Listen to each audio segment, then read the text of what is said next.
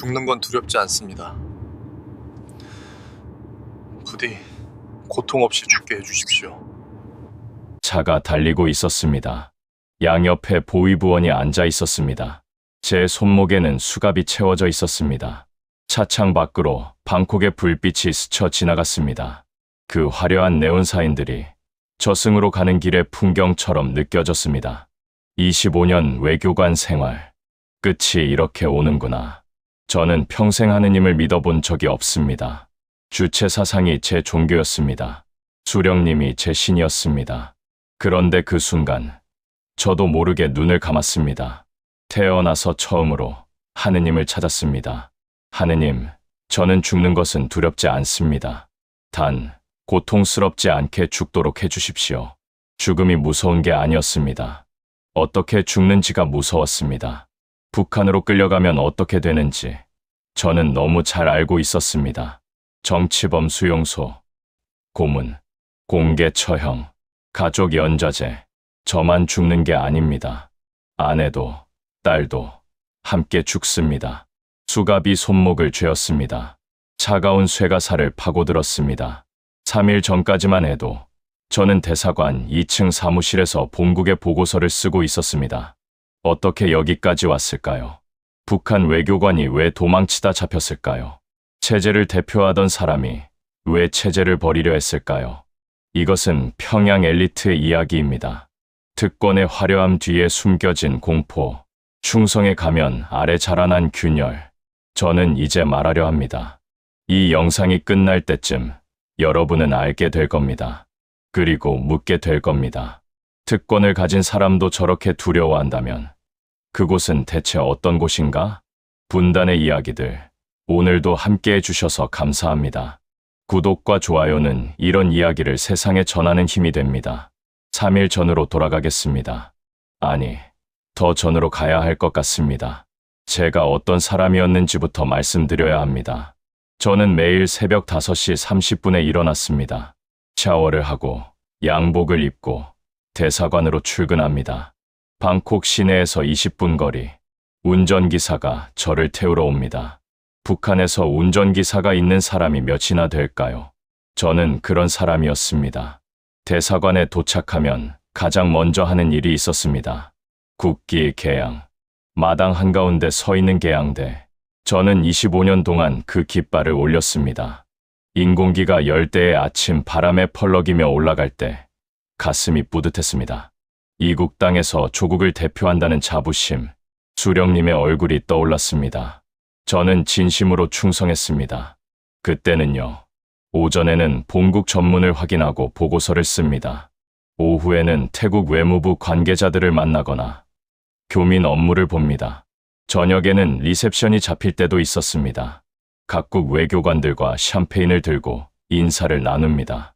영어로, 불어로, 때로는 태국어로. 제 책상 서랍에는 여권이 있었습니다. 북한 외교관 여권, 빨간 표지에 금색 글씨. 이 여권만 있으면 저는 어디든 갈 수 있었습니다. 태국 국내선을 타고 치앙마이도 가고 출장으로 라오스도 갔습니다. 북한 주민 중에 해외여행을 할 수 있는 사람이 몇이나 될까요? 저는 그런 사람이었습니다. 월급은 달러로 받았습니다. 340달러. 많지 않다고 느끼실 수도 있습니다. 하지만 북한 노동자 평균 월급이 3,000원, 위화로 4달러가 안 되던 시절입니다. 저는 85배를 벌었습니다. 방콕 시내 아파트에서 살았습니다. 에어컨이 나오고 온수가 나오고 냉장고에는 항상 음식이 있었습니다. 아내는 대사관 행정직으로 함께 근무했습니다. 딸은 국제학교에 다녔습니다. 영어로 수업을 듣고 태국 아이들, 일본 아이들과 친구가 되었습니다. 저는 행복했습니다. 적어도 그렇게 믿었습니다. 하지만 이 생활에는 규칙이 있었습니다. 매주 목요일, 사상학습, 김정은 원수님 말씀을 필기하고 감상문을 씁니다. 외국에 나와 있어도 이건 빠질 수 없습니다. 외출할 때는 반드시 2인 1조. 혼자 다니면 안 됩니다. 서로가 서로를 감시하는 겁니다. 누가 어디서 누구를 만났는지, 무슨 말을 했는지. 동료가 곧 감시자였습니다. 그리고 한 가지 더. 절대로 한국 사람을 만나면 안 됩니다. 한국 식당도 안 됩니다. 한국 신문도, 한국 TV도 발각되면 즉시 소환입니다. 저는 이 규칙들을 25년 동안 지켰습니다. 의문 없이, 불만 없이 이게 당연한 거라고 생각했습니다. 균열은 천천히 왔습니다. 처음에는 느끼지 못했습니다. 아주 작은 금이었으니까요. 2013년 12월이었습니다. 대사관 회의실에 전 직원이 모였습니다. 대사님, 표정이 굳어 있었습니다. TV가 켜졌습니다. 조선중앙TV 특별방송, 장성택 처형. 화면에 그의 얼굴이 나왔습니다. 김정일 국방위원장의 매제, 북한 2인자라고 불리던 사람. 저도 평양에서 몇 번 본 적이 있었습니다. 그가 군인들에게 끌려가는 모습이 방송되었습니다. 반당반영명 분자, 천하의 쓰레기. 아나운서가 그를 그렇게 불렀습니다. 회의실이 조용했습니다. 아무도 말이 없었습니다. 숨소리조차 들리지 않았습니다. 저는 옆에 앉은 동료의 손이 떨리는 걸 봤습니다. 저도 떨렸는지 모릅니다. 장성택이 죽을 수 있다면 누구든 죽을 수 있다는 뜻이었습니다. 2015년에는 현영철이 처형됐습니다. 인민무력부장, 군 최고위 간부입니다. 죄목이 뭔지 아십니까? 김정은 원수님 앞에서 졸았다는 겁니다. 회의 중에 졸았다고 고사총으로 처형당했습니다. 시신이 남아나지 않았다고 했습니다. 그 소식을 들은 날 밤, 저는 잠을 이루지 못했습니다. 방콕의 밤은 습했습니다. 에어컨을 틀어도 땀이 났습니다. 천장을 보며 생각했습니다. 졸았다고 죽는다고. 회의 중에 졸면 죽어? 말이 안 됐습니다. 하지만 그 생각을 입 밖에 낼 수는 없었습니다. 아내도 깨어 있었습니다. 서로 눈이 마주쳤지만 아무 말도 하지 않았습니다. 할 수 없었습니다. 부부 사이에도 못하는 말이 있었습니다. 그 즈음부터 이상한 일들이 생겼습니다.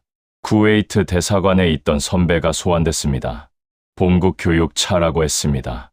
6개월이 지나도 돌아오지 않았습니다. 연락이 끊겼습니다. 가족들도 함께 사라졌습니다. 러시아에 있던 후배도 소환됐습니다. 이집트에 있던 동기도 1명, 2명, 3명. 2년 사이에 제가 아는 외교관 7명이 평양으로 불려갔습니다. 돌아온 사람은 1명도 없었습니다. 저는 그때도 계양대에서 국기를 올렸습니다. 매일 아침, 같은 시간에. 하지만 깃발을 올리는 손이 예전 같지 않았습니다. 펄럭이는 인공기를 올려다보며 생각했습니다. 저 깃발 아래서 사람들이 죽어가고 있다. 생각을 멈추려 했습니다. 저는 충성스러운 외교관이니까. 의심하면 안 되니까. 하지만 한번 생긴 금은 사라지지 않았습니다. 오히려 조금씩 벌어지고 있었습니다. 2016년 8월 28일, 그날도 평범하게 시작됐습니다. 새벽 5시 30분 기상, 샤워, 양복, 출근, 국기 개양, 사무실, 커피 한 잔. 오후 3시쯤이었습니다. 대사님이 저를 부르셨습니다. 대사님 방에 들어갔을 때 그분 얼굴이 이상했습니다. 저와 눈을 마주치지 않았습니다. 홍 참사관, 본국에서 전문이 왔네. 책상 위에 종이 한 장이 놓여 있었습니다. 저는 그걸 집어들었습니다. 동무는 9월 1일까지 평양으로 귀국하라. 사유 본국 교육차, 본국 교육. 그 말을 저는 알고 있었습니다. 쿠웨이트 선배도 본국 교육으로 소환됐습니다.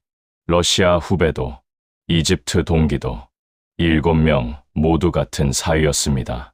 1명도 돌아오지 않았습니다. 참사관, 축하하네. 대사님이 말했습니다. 목소리가 건조했습니다. 교육 마치고 오면 승진이 있을 거야.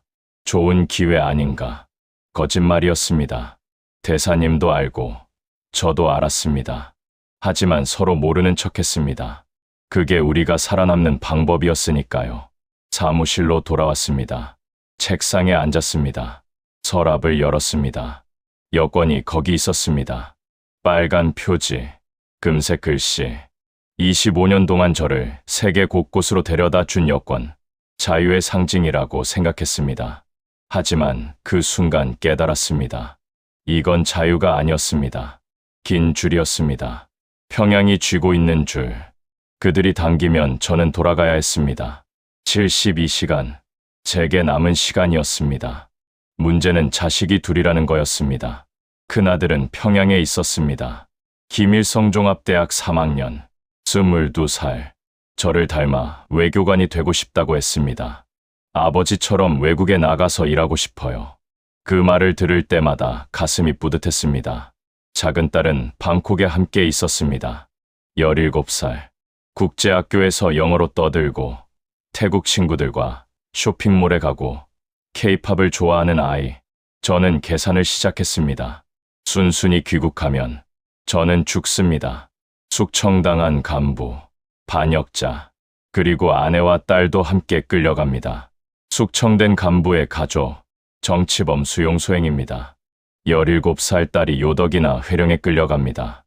거기서 어떤 일이 벌어지는지 저는 알고 있었습니다. 그렇다면 도망치면 아내와 딸은 살 수 있습니다. 하지만 평양에 있는 큰아들이 죽습니다. 연좌제, 도주한 반역자의 아들, 대학에서 끌려갈 겁니다. 22살 아들이 제 대신 죽습니다. 귀국하면 딸이 죽습니다. 도망치면 아들이 죽습니다. 어느 쪽을 선택해도 제 자식이 죽습니다. 저는 손으로 얼굴을 감쌌습니다. 숨을 쉴 수가 없었습니다. 이게 선택입니까? 두 자식 중 누구를 죽일지 고르라는 겁니까? 그날 밤 아내에게 말했습니다. 소환 명령이 왔소. 아내 얼굴이 하얗게 질렸습니다. 우리는 마주 앉았습니다. 작은 딸은 자기 방에서 음악을 듣고 있었습니다. 이어폰을 끼고 웃으며 뭔가를 따라 부르고 있었습니다. 아무것도 모르는 얼굴. 도망쳐야 해요. 아내가 먼저 말했습니다. 그네는 어떡하고. 저는 대답할 수 없었습니다. 평양으로 돌아가면 우리 셋 다 죽어요. 딸까지 끌려가요. 당신도 알잖아요. 알았습니다. 하지만 아들 얼굴이 떠올랐습니다. 대학 입학할 때 보내온 사진. 교복 입고 웃고 있던 얼굴. 아버지, 저도 꼭 외교관 될게요. 그 아이를 버리고 갈 수 있습니까? 여보, 아내가 제 손을 잡았습니다. 그네는 우리가 돌아간다고 살 수 있는 게 아니에요. 우리까지 죽으면 진짜 끝이에요. 눈물 흘렀습니다. 아내 말이 맞았습니다. 돌아가도 아들을 살릴 수 없습니다. 숙청당한 가족은 모두 끌려갑니다. 하지만 도망치면 적어도 이 아이는 살릴 수 있습니다. 눈앞에서 음악을 따라 부르고 있는 이 아이는 새벽 4시 창밖이 희미하게 밝아오고 있었습니다. 방콕의 새벽, 열대의 습한 공기. 저는 결심했습니다. 미안하다, 아들아. 아버지가 너를 죽인다. 하지만 이 아이만큼은 살려야겠다. 72시간, 아니, 이제 68시간이었습니다. 다음 날 아침, 저는 평소처럼 출근했습니다. 평소처럼 국기를 올렸습니다. 평소처럼 사무실에 앉아 보고서를 썼습니다. 아무도 눈치채면 안 됐습니다. 대사관 직원은 12명, 그중 절반은 보위부 요원이거나 보위부에 보고하는 사람들입니다. 누가 누군지 저는 알고 있었습니다. 25년 경력이니까요. 하지만 그들도 저를 보고 있었습니다. 점심시간, 저는 화장실에 갔습니다. 변기에 앉아 휴대폰을 꺼냈습니다. 손이 떨렸습니다. 인터넷을 켰습니다. 방콕 대한민국 대사관. 검색 버튼을 누르는데 10초가 걸렸습니다. 주소가 떴습니다. 전화번호가 떴습니다. 저는 그 번호를 외웠습니다. 종이에 적으면 안 됐습니다. 흔적을 남기면 안 됐습니다. 번호를 10번쯤 속으로 되뇌었습니다. 그리고 검색 기록을 지웠습니다. 퇴근 후 저는 쇼핑몰에 갔습니다. 아내에게는 딸 선물 사러 간다고 했습니다. 2인 1조 규칙. 하지만 그날은 혼자 나갔습니다. 동료에게는 배가 아프다고 했습니다. 화장실에 오래 있을 거라고. 쇼핑몰 3층 푸드코트. 공중전화가 있었습니다. 저는 동전을 넣고 번호를 눌렀습니다. 한국 대사관입니다. 심장이 터질 것 같았습니다. 주변을 둘러봤습니다. 아무도 없었습니다. 태국 사람들이 국수를 먹고 있었습니다. 아이들이 뛰어다녔습니다. 평범한 저녁 풍경. 저는 북한 대사관 직원입니다. 목소리가 떨렸습니다. 망명하고 싶습니다. 그날 밤 딸에게 말해야 했습니다. 17살짜리 아이에게 뭐라고 설명합니까? 우리 도망쳐야 해. 북한으로 돌아가면 죽어. 이렇게요? 아내가 먼저 입을 열었습니다. 수연아, 아빠 얘기 좀 들어봐. 딸이 이어폰을 뺐습니다. 우리 얼굴을 봤습니다. 뭔가 이상하다는 걸 느꼈는지 표정이 굳어졌습니다. 우리 여행 가야 할 것 같아. 여행요? 어디요? 저는 딸 눈을 똑바로 봤습니다. 한국이요. 거기 못 가는 거 아니에요? 갈 수 있어. 이제 딸이 잠시 멈칫했습니다. 그리고 물었습니다. 오빠는요? 가슴이 무너졌습니다. 이 아이도 오빠를 알고 있었습니다. 평양에 있는 오빠, 대학생 오빠, 방학 때마다 영상통화로 얼굴 보던 오빠. 오빠는 나중에 올 거야. 거짓말이었습니다. 아내도 알고 저도 알았습니다. 딸도 알았을까요? 모르겠습니다. 그냥 고개를 끄덕였습니다. 아무 말 없이 저는 서랍에서 여권을 꺼냈습니다. 빨간 표지, 금색 글씨, 조선민주주의인민공화국 25년. 이 여권과 함께한 시간이었습니다. 처음 봤던 날이 떠올랐습니다. 외무성 청사에서 가슴이 벅찼습니다. 나는 조국을 대표하는 사람이 되는구나. 저는 여권을 가방 깊숙이 넣었습니다. 이제 이건 쓸모없는 종이입니다. 하지만 버릴 수는 없었습니다. 이게 제 25년이니까요. 제 인생이니까요. 8월 30일, D-1일, 한국대사관에서 연락이 왔습니다. 내일 오전 10시, 수쿰빗 거리 카페에서 만나자고 했습니다. 거기서 차를 태워주겠다고. 하루만 버티면 됐습니다. 그날 아침, 저는 마지막으로 대사관에 출근했습니다. 국기 계양대 앞에 섰습니다. 밧줄을 잡았습니다. 25년 동안 매일 했던 동작. 인공기가 올라갑니다. 펄럭입니다. 열대의 바람에. 이게 마지막이구나. 저는 그 깃발을 오래 올려다봤습니다. 이상하게도 눈물이 나지 않았습니다. 그냥 멍했습니다. 오전 업무를 봤습니다. 보고서를 썼습니다. 점심을 먹었습니다.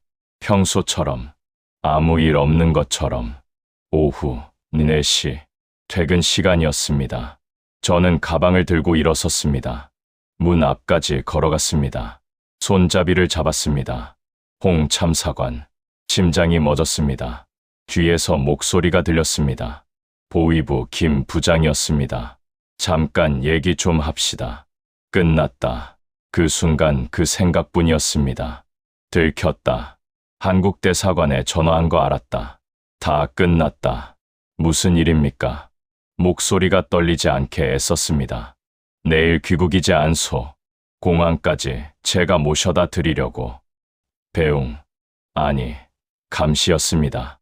도망 못하게 끝까지 붙어 있겠다는 뜻이었습니다. 아, 네, 감사합니다. 저는 웃었습니다. 얼굴 근육이 굳어 있는 걸 느꼈습니다. 그날 밤, 계획을 바꿔야 했습니다. 내일 아침까지 기다릴 수 없었습니다. 보위부가 붙어 있으면 카페에 갈 수 없습니다. 한국대사관 사람들을 만날 수 없습니다. 오늘 밤, 지금 당장 움직여야 했습니다. 자정. 저는 아내와 딸을 깨웠습니다. 지금 나가야 해. 딸이 눈을 비볐습니다. 뭔 소리냐는 표정. 짐 싸지 마. 아무것도 들고 가지 마. 그냥 나가. 우리는 아파트를 나섰습니다. 엘리베이터를 타지 않았습니다. 비상계단으로 내려갔습니다. 14층. 한 층. 발소리를 죽이며 1층. 후문으로 나갔습니다. 골목이었습니다. 가로등 불빛이 희미했습니다. 방콕의 밤 공기가 축축하게 얼굴에 닿았습니다. 500m만 가면 큰 길이 나옵니다. 거기서 택시를 잡으면 됩니다. 한국대사관까지 20분. 300m, 200m, 100m. 그때 뒤에서 차 한 대가 섰습니다. 문이 열렸습니다. 남자 둘이 내렸습니다. 어둠 속에서 얼굴이 보이지 않았습니다. 하지만 알았습니다. 보위부, 홍 참사관, 어디 가시오. 도망쳤습니다. 아내 손을 잡고 뛰었습니다. 딸이 비명을 질렀습니다. 50m, 30m, 큰 길이 보였습니다.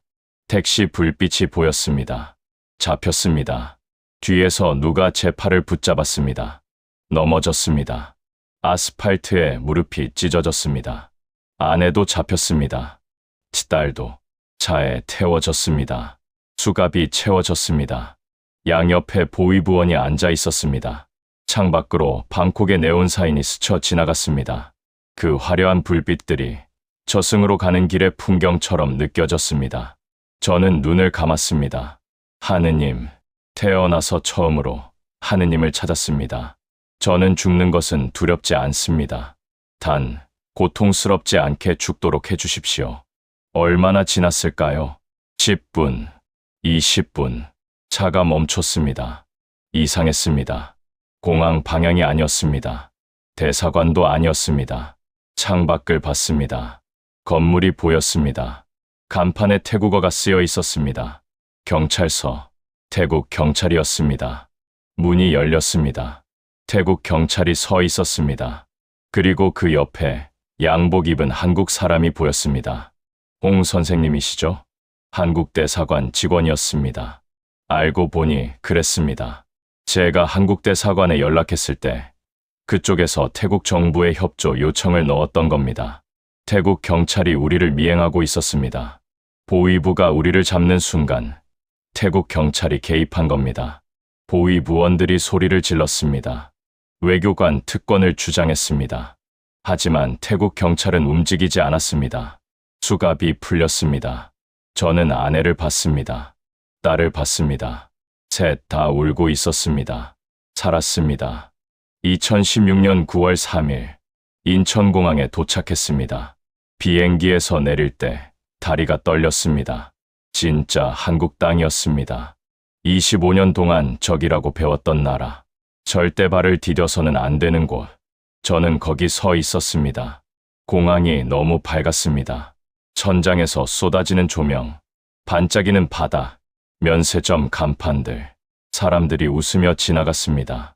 커피를 들고 캐리어를 끌고 누구도 두려운 표정이 아니었습니다.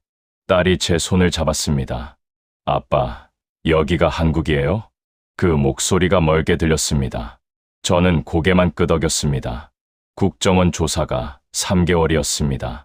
매일 같은 질문, 북한 외교부 조직도, 대사관 운영 방식, 본국과의 통신 체계, 김정은 정권의 내부 동향. 저는 아는 것을 다 말했습니다. 25년치 기억을 쏟아냈습니다. 조사가 끝나고 정착금을 받았습니다. 아파트가 배정됐습니다. 서울 외곽의 임대 아파트 24평, 방 3개. 처음 열쇠를 받던 날, 저는 빈 거실에 서서 한참을 멍하니 있었습니다. 여기가 우리 집이라고. 방콕 아파트보다 작았습니다. 하지만 냉장고가 있었습니다. TV가 있었습니다. 온수가 나왔습니다. 에어컨도.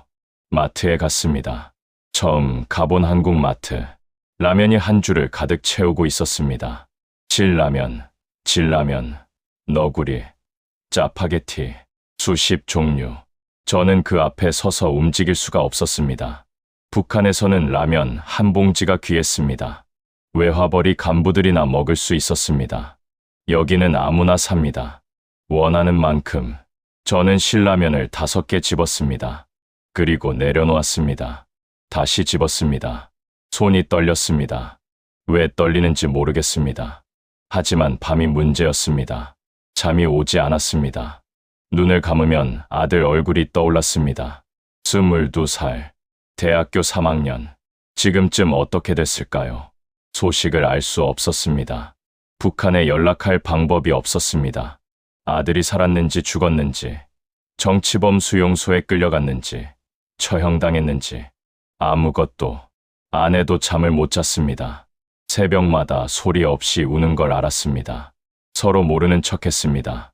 뭐라고 말해야 할지 몰랐으니까요. 딸은 적응을 잘하는 것 같았습니다. 한국 학교에 전학했습니다. 친구가 생겼습니다. K-팝 콘서트에 가고 싶다고 했습니다. 17살은 그렇게 빨리 적응하는 건가요? 하지만 가끔 딸이 물었습니다. 오빠한테 연락 안 돼요? 저는 대답할 수 없었습니다. 가장 힘든 건 나는 누구인가라는 질문이었습니다. 25년 동안 저는 북한 외교관이었습니다. 조국을 대표하는 사람, 수령님께 충성하는 사람, 그게 제 정체성의 전부였습니다. 지금 저는 뭡니까? 탈북자, 배신자, 변절자. 북한에서는 저를 그렇게 부를 겁니다. 아들에게도 그렇게 말했겠죠. 내 아버지는 배신자다. 한국에서는요? 고위급 탈북 외교관. 뉴스에 그렇게 나왔습니다. 사람들이 저를 신기하게 쳐다봤습니다. 진짜 북한 외교관이었어요. 호기심 가득한 눈. 저는 끄덕이고 웃고 악수했습니다. 하지만 집에 돌아오면 거울을 볼 수 없었습니다. 이 얼굴이 누구지? 북한 사람도 아니고 한국 사람도 아닌 아들을 버리고 온 아버지. 25년 믿음을 버린 사람. 어느 날 서랍을 정리하다가 그걸 발견했습니다. 빨간 표지, 금색 글씨, 북한 외교관 여권. 방콕에서 가져온 거였습니다. 버리지 못하고 가방 깊숙이 넣어뒀던. 저는 그걸 꺼내 들었습니다. 펼쳤습니다. 제 사진이 있었습니다. 젊은 얼굴, 야망에 찬 눈. 지금 거울 속 얼굴과 비교했습니다. 같은 사람 맞습니까? 저는 여권을 다시 서랍 깊숙이 밀어 넣었습니다. 그리고 서랍을 닫았습니다. 2017년 어느 날 기자회견 요청이 들어왔습니다. 국정원에서 연락이 왔습니다. 언론에 나갈 의향이 있느냐고. 북한 외교관 출신 탈북자로서 증언해달라고. 저는 망설였습니다.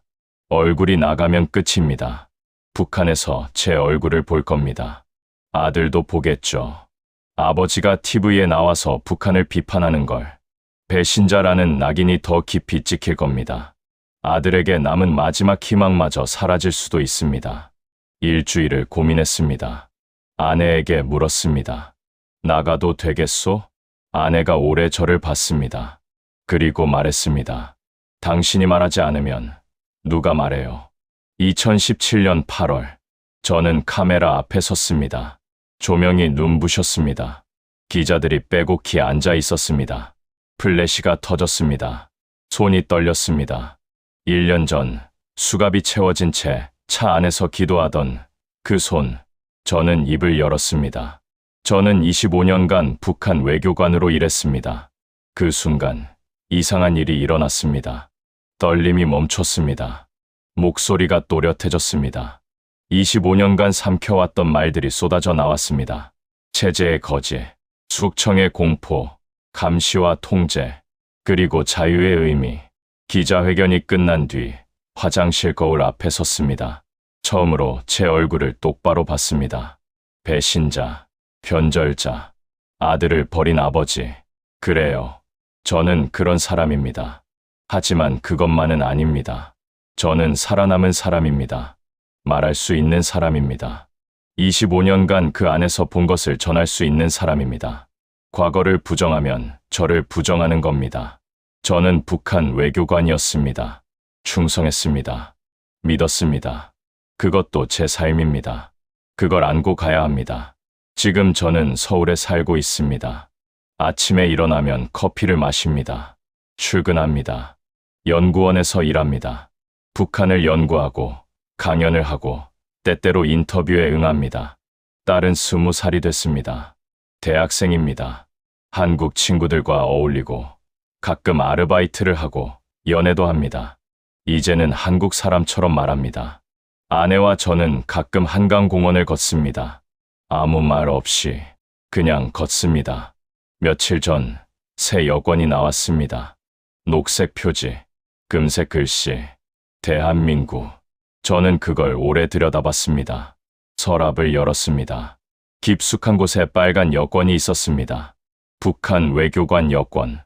25년의 증거. 두 여권을 나란히 놓았습니다. 빨간색과 녹색, 과거와 현재. 저는 둘 다 서랍에 넣었습니다. 나란히 가끔 밤에 잠이 깨면 그날 밤 기도가 떠오릅니다.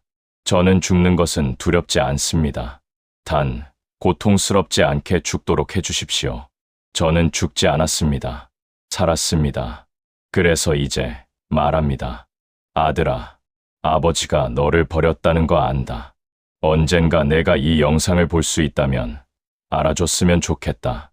아버지는 매일 널 생각한다. 미안하다. 그리고 사랑한다. 이것이 한 외교관의 이야기입니다. 체제를 대표하던 사람이 체제를 떠나기까지. 특권의 화려함 뒤에 숨겨진 공포, 그리고 침묵을 깨고 목소리를 찾은 사람. 분단의 이야기들은 앞으로도 이런 이야기를 전하겠습니다. 북에서 온 사람들, 그들이 살아온 삶, 그들이 건너온 강. 구독과 좋아요는 이 목소리가 계속될 수 있는 힘이 됩니다. 다음 이야기에서 또 만나겠습니다.